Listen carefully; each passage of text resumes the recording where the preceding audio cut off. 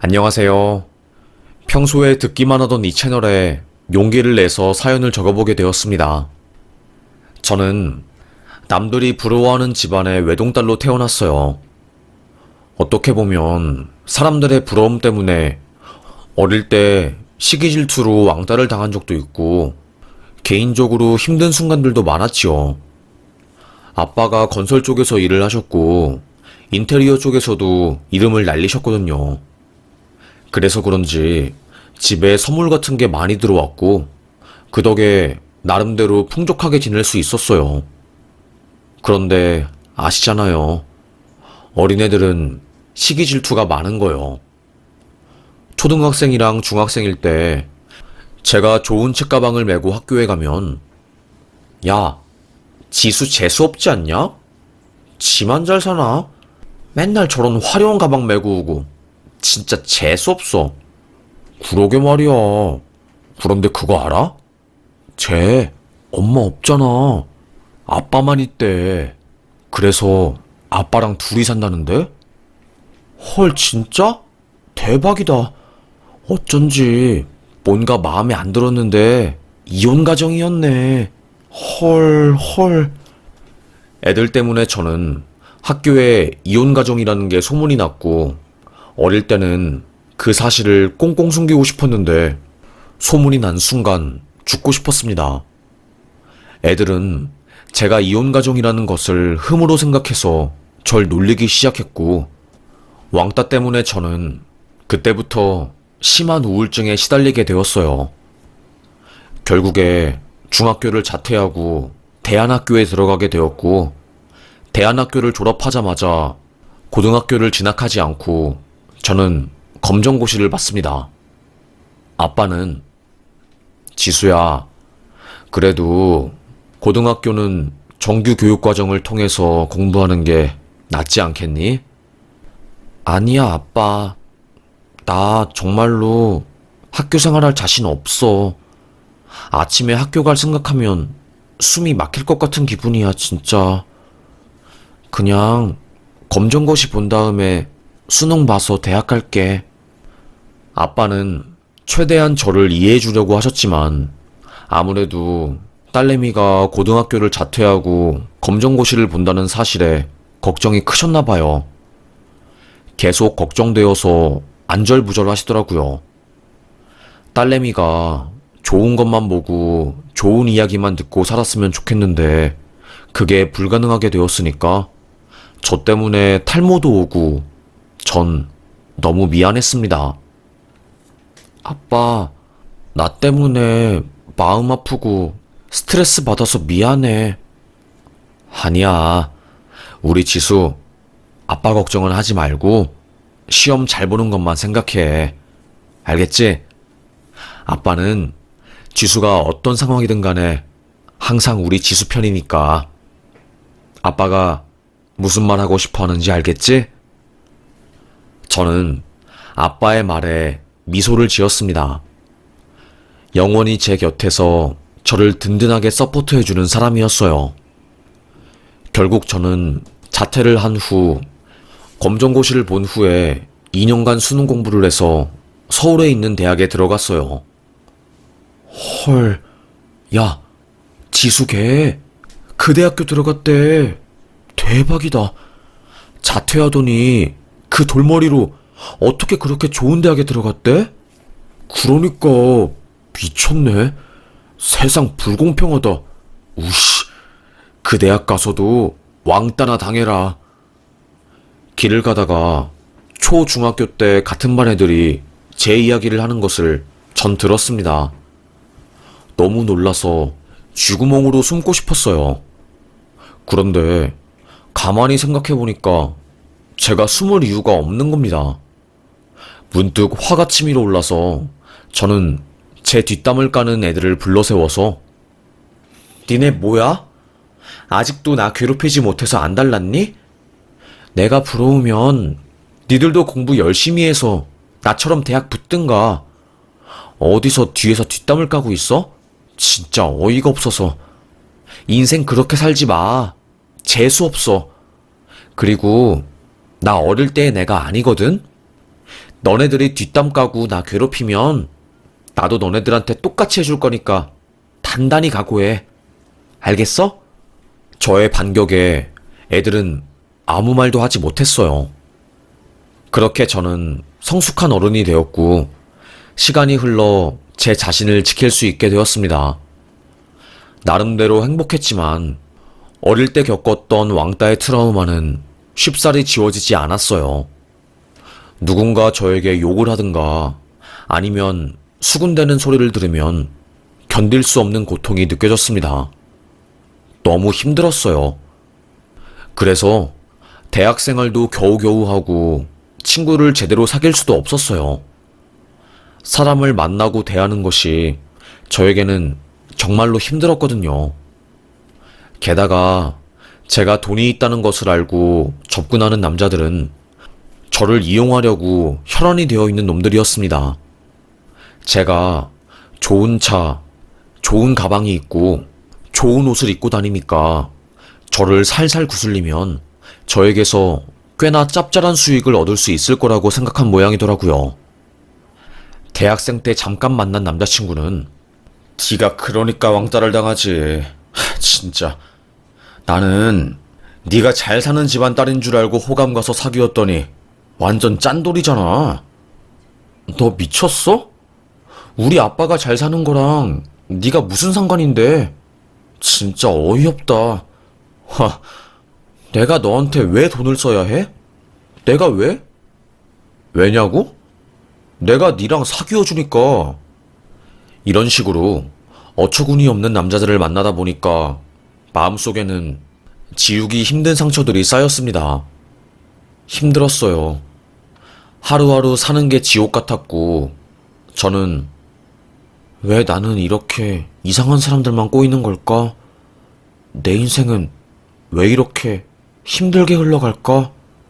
너무 힘들어서 학교를 가는 것조차 힘들었습니다. 세상에서 제일 힘든 게 인간관계더라고요. 사람들 앞에만 가면 제 자신이 너무너무 작아져서 사는 게 참 힘들었습니다. 하루하루 사는 게 거의 지옥이라고 보면 됐어요. 여튼 그렇게 삶을 살던 중에 운명처럼 한 남자를 만났어요. 죽으려고 연탄이나 사러 갔습니다.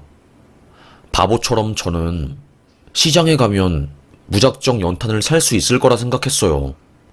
부탄가스나 각종 자재를 파는 집에 가서 여기 연탄 팔아요? 아니, 요즘 누가 연탄을 써요? 그런데 연탄이 왜 필요하대? 저기 건너편 고깃집에서 연탄 쓰긴 하는데 거기서 하나 얻을 수 있나 물어보든가. 네, 알겠습니다. 축 처진 어깨를 가지고 저는 그 사장님이 말해준 연탄구이 고깃집으로 걸어가고 있었어요. 그런데 그때 저기요 하면서 누군가 헐레벌떡 달려오는 겁니다. 네? 뒤를 돌아보니 처음 본 얼굴의 청년이 있었어요. 그 청년은 그게 아니라 저쪽에 있는 국밥집 아들이거든요.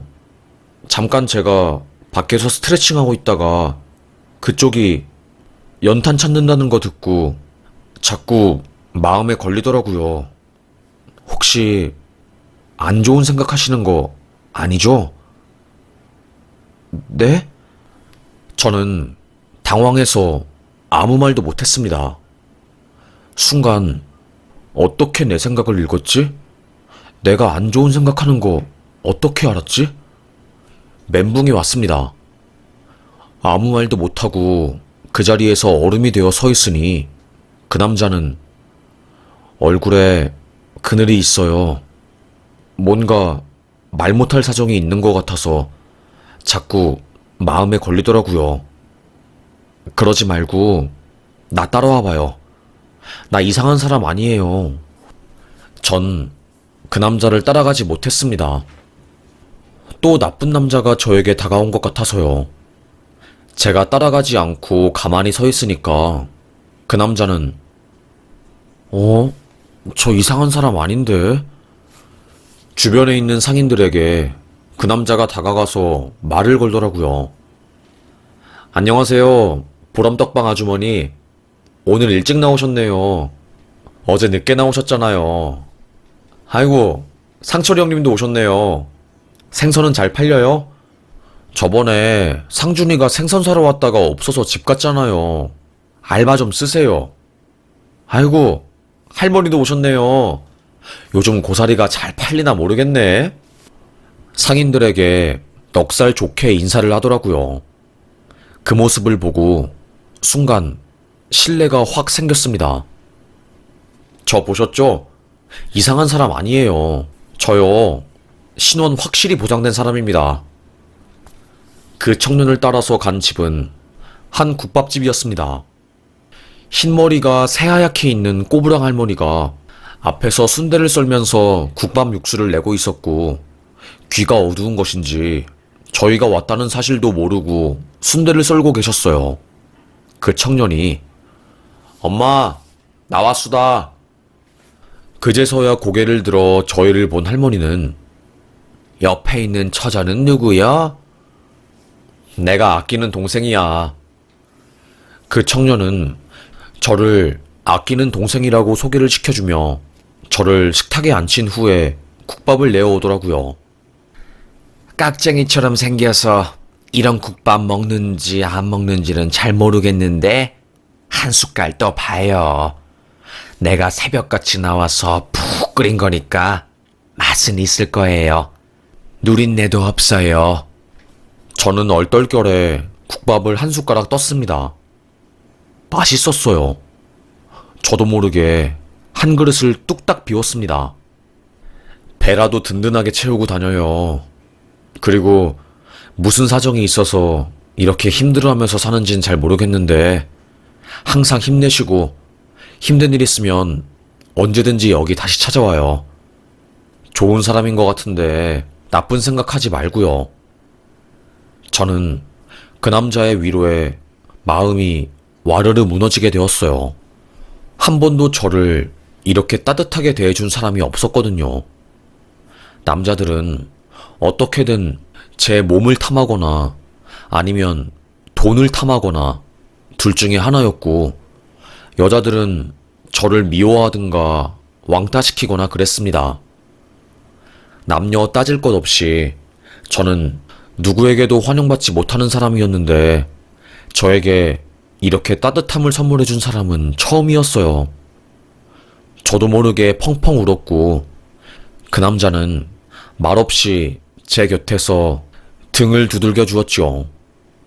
저는 그렇게 그 남자와 연을 처음 트게 되었고, 그 이후에도 이따금씩 새벽에 그 국밥집을 가서 국밥을 한 그릇씩 먹고 오고는 했습니다. 지수야, 너 무슨 좋은 일 있어? 얼굴빛이 엄청 좋아졌어. 무슨 일이야? 아, 다른 건 아니고 요즘 그냥 기분 좋은 일이 좀 많은 것 같아서. 궁금하다, 지수야. 너 원래 맨날 울상이었잖아. 지인들은 제 얼굴빛이 좋아졌다고 무슨 일이냐고 물었습니다. 저는 그러게, 요즘 따라 세상이 살만한 곳이라는 생각이 드네. 저는 머쓱하게 웃음을 지었습니다. 지인들은 의외라고 하면서 저의 변화에 신기해했어요. 항상 저는 우울한 이야기를 하면서 죽고 싶다는 말을 입에 달고 사는 사람이었거든요. 그렇게 조금씩 그 남자를 만나서 제 인생에 햇빛이 들어오게 되었습니다. 어두컴컴한 음지 같은 제 삶에 한 줄기의 빛이 생기는 기분이었어요. 그렇게 하루하루 살고 있을 때 그 남자가 저에게 고백을 했고, 저는 그 고백을 받아주면서 연애를 시작했습니다. 나를 세상에서 제일 사랑해주는 남자가 내 곁에 있으니 날아갈 것 같더라고요.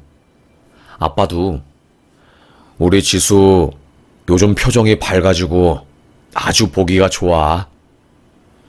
대학을 졸업하고 운이 좋게 바로 붙어버린 대기업에서 동료들도 지수씨, 요즘 행복해 보여요.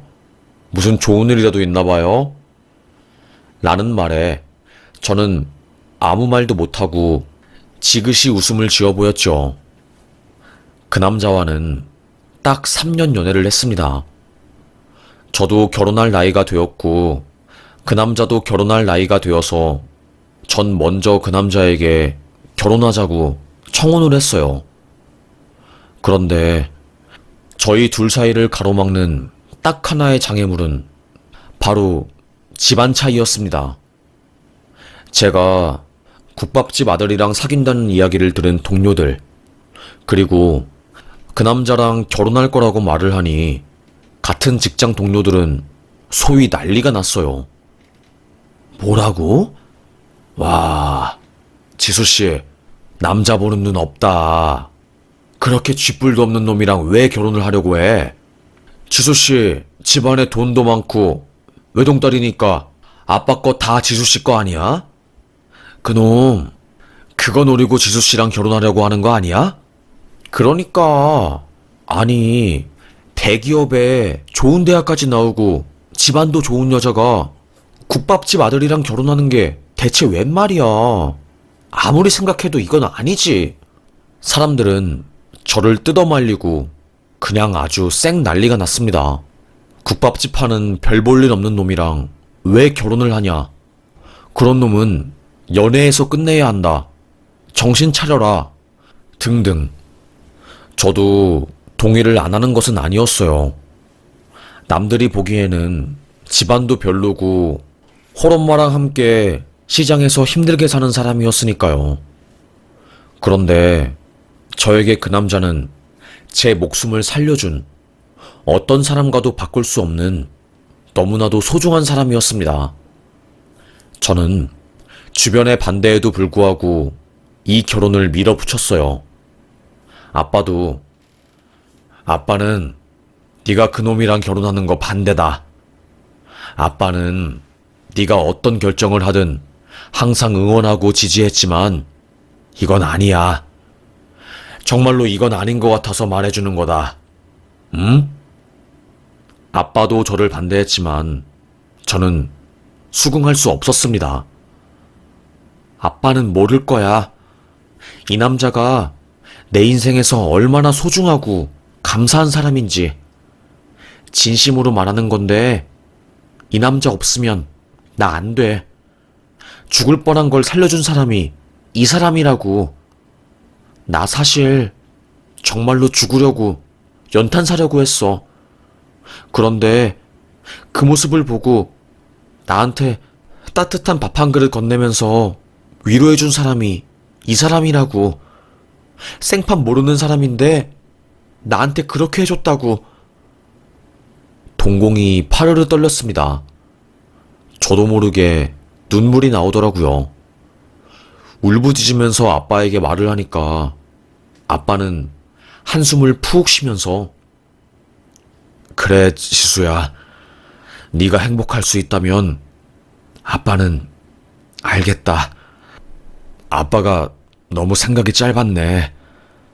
조건보다 더 중요한 게 우리 지수가 행복한 건데. 그치? 저는 고개를 끄덕였습니다. 그렇게 그 남자랑 결혼하게 되었어요. 주변에서 사람들은 다들 제가 철이 없다고, 세상 물정을 몰라도 너무 모른다고 하면서 혀를 끌끌 찼고요. 하여튼 결혼에 성공한 저는 작은 신혼집을 마련해서 하루하루 행복하게 살고 있었어요. 이보다 더 행복할 수는 없다. 이제 드디어 완전체가 된 것 같다. 더 이상 외롭지 않고 고독하지도 않다. 라고 생각하면서 삶을 살게 되었습니다. 평일에는 회사 일을 하고 주말이면 국밥집에 가서 어머님과 남편을 도왔어요. 어머님은 우리 며느리한테 항상 미안해. 서울 깍쟁이, 좋은 집안에서 곱게 자란 아가씨가 이런 국밥집에 와서 고생을 하니까 마음이 무거워. 에이, 어머님, 그런 말씀하지 마세요. 이렇게 도와드리는 것도 저에게는 참 기쁜 일이에요. 우리 며느리가 최고다. 어머님은 저를 무척이나 좋아하셨습니다. 그리고 항상 미안하다고 말하셨어요. 저는 미안하다라고 말하지 말라고 했는데도 어머님은 마음속에 짐이 있었던 것인지 매일 저에게 미안하다고 그렇게 말씀을 하시더라고요. 하여튼 그렇게 행복하지만 소박한 그런 나날들을 보내고 있었습니다. 그런데 저는 항상 가장 행복할 때 불행한 일이 터지더라고요. 아빠의 회사가 쫄딱 망하게 된 거였습니다. 아빠는 건설업뿐만이 아니라 인테리어 일도 함께하고 계셨어요. 인테리어 쪽에서도 꽤나 유명한 분이셨죠. 그런데 한 프랜차이즈가 아빠에게 전국 프랜차이즈 가맹점의 인테리어를 맡긴다는 계약을 했는데 아빠가 공사를 다 하고 대금을 받으려고 했는데 그 본사에서 회계상 비리가 터져서 사업을 잠정 중단한 거였습니다. 원래는 공사에 들어가기 전에 선수금을 받고 공사를 시작하는데 이상하게 그 프랜차이즈점에서는 공사가 완료되면 한 번에 대금을 지급하겠다고 했나봐요. 아빠는 그 말을 철석같이 믿고 진행을 했는데 갑자기 파산을 하게 되면서 아빠는 받아야 할 돈을 하나도 받지 못하고 인테리어랑 인건비로 돈이 마이너스가 되면서 한순간에 회사가 흔들리게 된 것이었죠. 그 일로 인해서 아빠가 쓰러지고 회사는 제 기능을 하지 못했어요. 건설 쪽은 현금 흐름이 중요한데 유동적으로 쓸 수 있는 현금이 없으니까 완전히 망해버린 꼴이 돼버린 겁니다. 아빠는 회사를 살리겠다고 집까지 팔면서 현금을 마련했지만 쉽지 않았고 건강까지 악화된 아빠는 결국 쓰러지게 된 거였죠. 저는 그 소식을 듣고 펑펑 울면서 아빠 안 돼. 이렇게 쓰러지면 안 된다고. 제발 이건 아니야 아빠. 하염없이 눈물을 흘렸지만 아빠는 눈을 뜨지 못했습니다. 너무 절망적이었어요.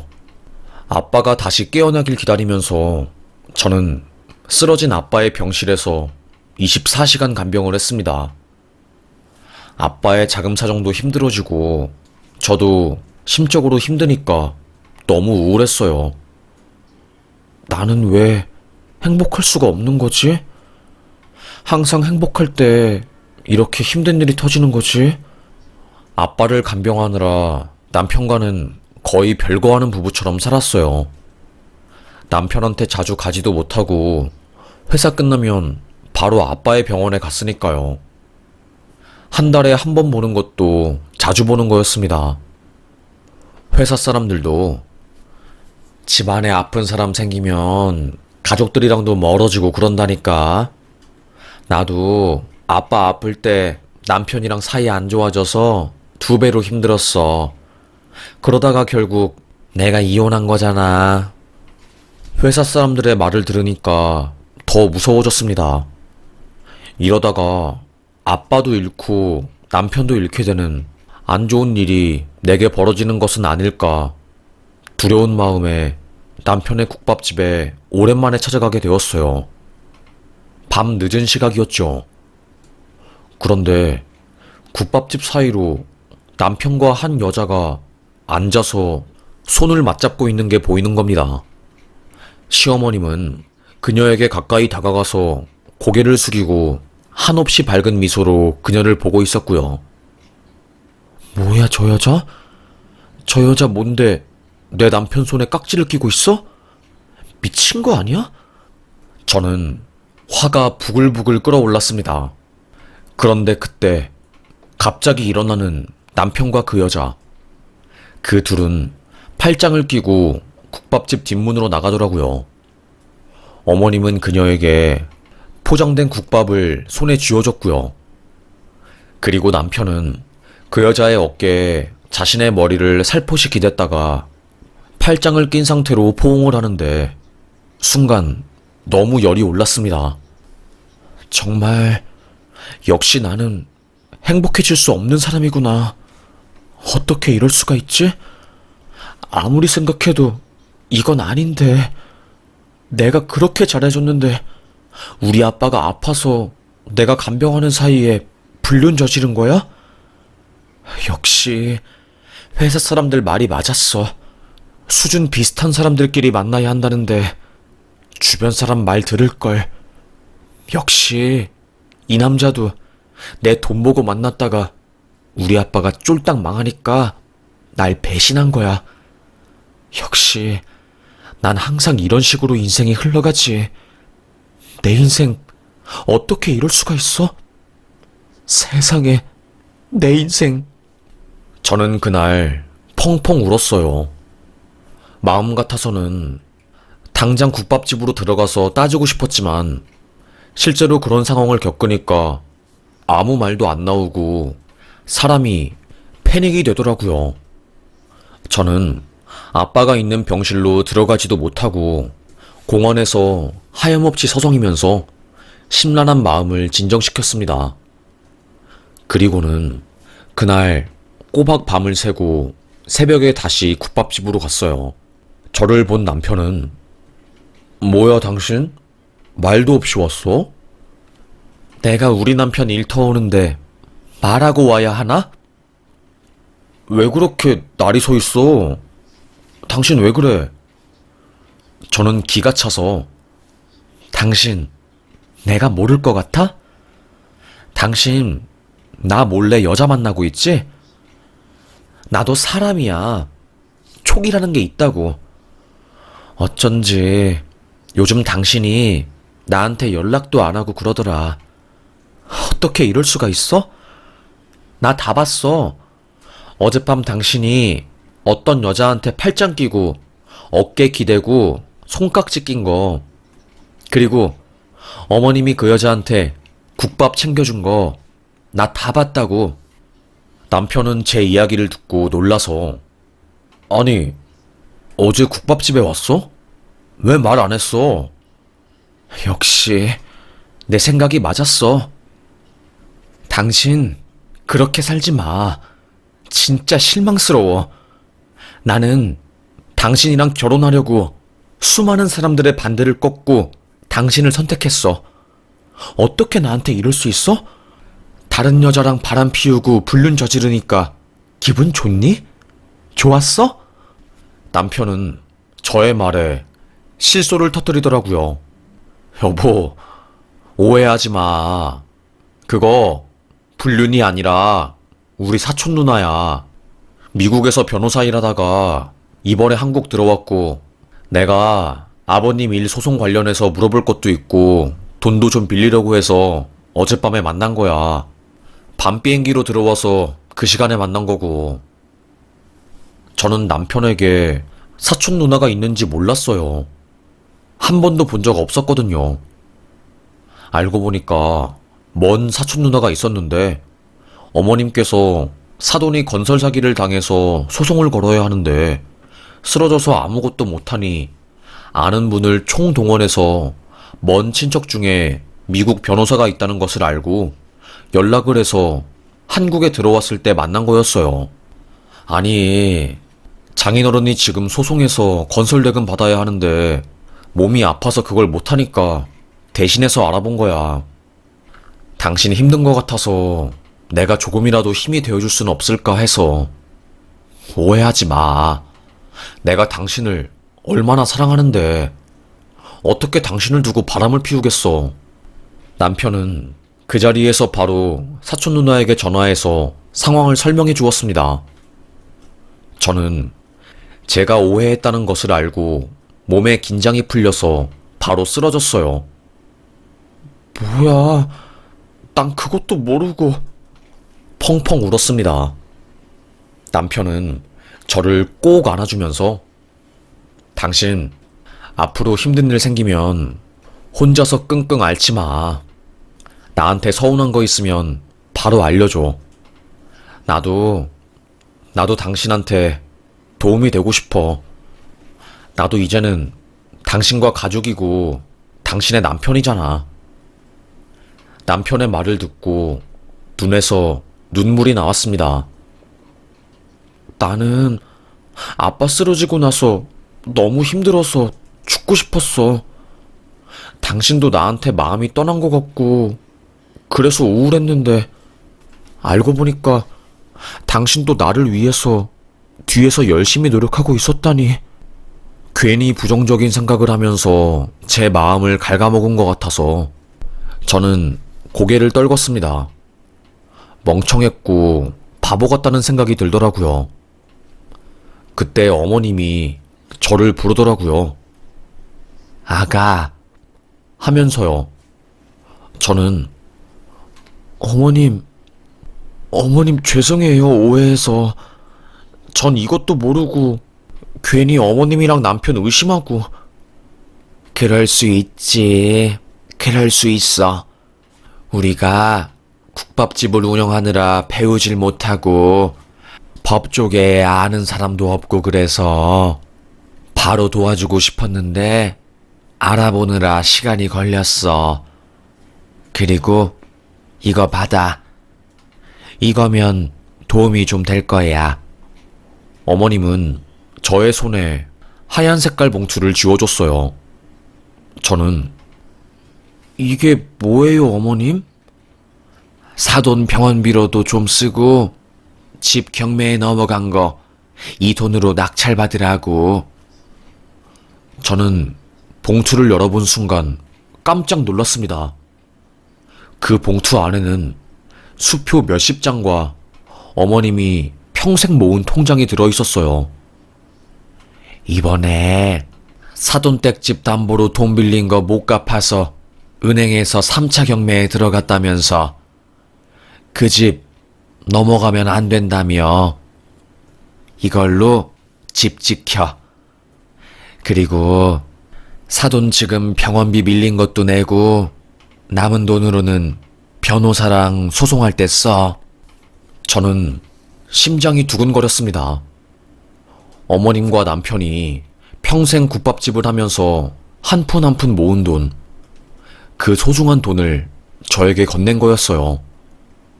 그리고 적금 든 것도 깨서 수표로 바꾸어서 저에게 준 것이었죠.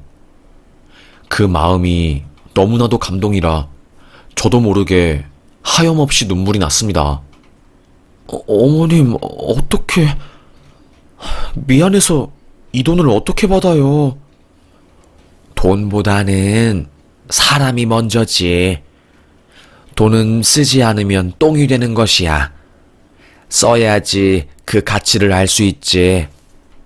어머님의 속 깊은 한마디에 그간 어머님을 의심했던 제가 바보처럼 느껴졌고 저는 펑펑 울었어요. 남편도 제 손을 꼭 잡았고요. 그 다음날 남편의 사촌 누나와 함께 로펌에 가서 아빠가 못 받은 건설 대금 관련해서 형사소송을 준비하였고, 동시에 아빠에게 사기를 친 그 프랜차이즈 대표에게도 민사소송을 걸었어요. 다행히 승소를 하면 어느 정도의 피해 보상을 받을 수 있을 거고, 그게 안 되면 근저당을 걸어서 땅을 압류하는 방법도 있다는 이야기를 들었습니다. 그렇게 저는 어머님과 남편이 도와줘서 법률 전문가와 함께 아빠를 위해서 소송을 준비했어요. 그리고 다행히 아빠의 몸이 점점 회복이 되어서 눈을 뜰 수 있게 되었고요. 그리고 어머님이 건네주신 돈 덕분에 아빠의 집이 경매에 넘어가지 않고 낙찰을 받아서 지켜낼 수 있었습니다. 그 집은 할머니가 아빠에게 물려주신 집이라서 어떻게 보면 저희 집의 가보라고 할 수도 있거든요.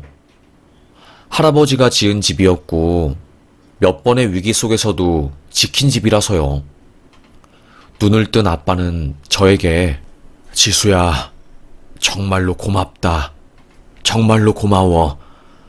아빠가 쓰러져서 정신 못 차리는 동안 우리 딸이 딸 노릇을 톡톡히 했구나. 아빠, 이거 내가 한 거 아니에요. 어머님이 아빠 집 경매에 넘어간 거 막아야 한다고 하셔서 돈 보태주신 거고, 남편의 먼 사촌 누나가 미국 변호사 형사소송 전문가 일을 하고 있다고 해서 그분에게 상담도 하고 여러모로 많이 알아봐줘서 함께 소송 진행할 수 있었던 거예요. 저 말고 남편이랑 어머님이 정말로 고생 많이 하셨어요. 아빠는 저의 말을 듣고 깜짝 놀랐습니다. 그리고는 남편의 손을 꼭 잡고 자네, 내가 사실 자네를 탐탁지 않게 여겼는데 이렇게 감동스럽게 내가 아플 때 내 딸을 지켜주고 나를 도와줬다니 다시 보이네. 정말 미안하네. 자네의 진면모를 알아보지 못하고 그저 시장에서 일한다는 이유 하나만으로 사람을 폄하했으니 말이야. 미안하네. 그리고 너무나도 고맙다네. 자네 덕분에 내가 심적으로 참 많이 편해지고 지금 상황도 어느 정도 해결이 될 수 있었어. 아버님, 아닙니다. 제가 도움이 되었다면 그것만으로 저에게 참 뿌듯한 일인 것 같아요. 그리고 아버님한테 언젠간 인정을 받고 싶었는데 이렇게 인정받을 수 있어서 너무나도 기쁘고 감사합니다. 아버님 덕분에 기분이 너무 좋네요. 그리고 빨리 쾌차하셔야죠. 아빠와 남편은 한층 더 가까워졌어요. 우리 아빠는 제 남편을 안 좋게 보고 마음에 안 들어 했는데 이번 일로 인해서 엄청 신뢰를 가지게 된 것이었죠. 생각한 것보다 현명하고 건실한 청년이라는 것을 아빠가 인정한 거였습니다. 그렇게 아빠는 퇴원을 하게 되었고 회사를 다시 살리기 위해서 주변에서 자금을 빌리고 하나 둘씩 정리를 해서 조금씩 다시 회사를 살렸습니다. 그리고 법적인 소송에서도 일부 승소 판정을 받고 보상을 받을 수 있게 되었어요. 물론 법이란 게 항상 피해자에게 불리하게 돌아가는 게 있어서 아빠도 억울한 부분이 있었지만 그럼에도 불구하고 상처받은 마음을 조금은 달랠 수 있었습니다. 아빠는 승소를 통해서 받아낸 돈을 가지고 다시 사업에서 현금 흐름을 마련하게 되었고 명불허전 아빠의 사업 수완으로 다시 보란듯이 일어나게 되었습니다. 다시 도약하는 것에 성공한 아빠는 번 돈으로 시어머니와 남편의 국밥집 인테리어를 해주고 지금은 그 누구보다 저희 남편 가게를 사랑하게 되었어요. 항상 아빠 회사 식구들이랑 회식이 있으면 제 남편 국밥집으로 가서 자랑을 하고 수육이랑 국밥을 먹곤 했죠. 그렇게 남편은 아빠에게 인정받게 되었고 저 또한 남편 덕분에 마음이 편해졌답니다. 회사 식구들도 저의 이야기를 듣고 남편이 드물게 정말로 진국인 것 같다고 인정해줬어요. 모두가 반대하는 결혼을 해서 저도 힘들고 결혼을 괜히 했나 싶은 순간들도 있었지만 묵묵하게 저를 기다려주고 절 응원해준 시댁 식구들과 남편 덕분에 힘든 인생의 위기를 넘길 수 있었던 것 같습니다. 부부는 좋은 일도 함께 하지만 힘든 일도 함께 나누면서 성장하고 더 끈끈한 관계가 되는 것 같습니다. 저에게 닥친 이 일들이 너무나도 원망스럽고 힘들 때도 있었지만 지금 돌이켜 생각해보면 이런 일들이 있어서 내가 더 성숙해지고 행복한 사람이 된 것 같다는 생각이 드네요. 그럼 지금까지 저의 이야기를 들어주셔서 감사합니다. 우리 모두 행복해지자고요.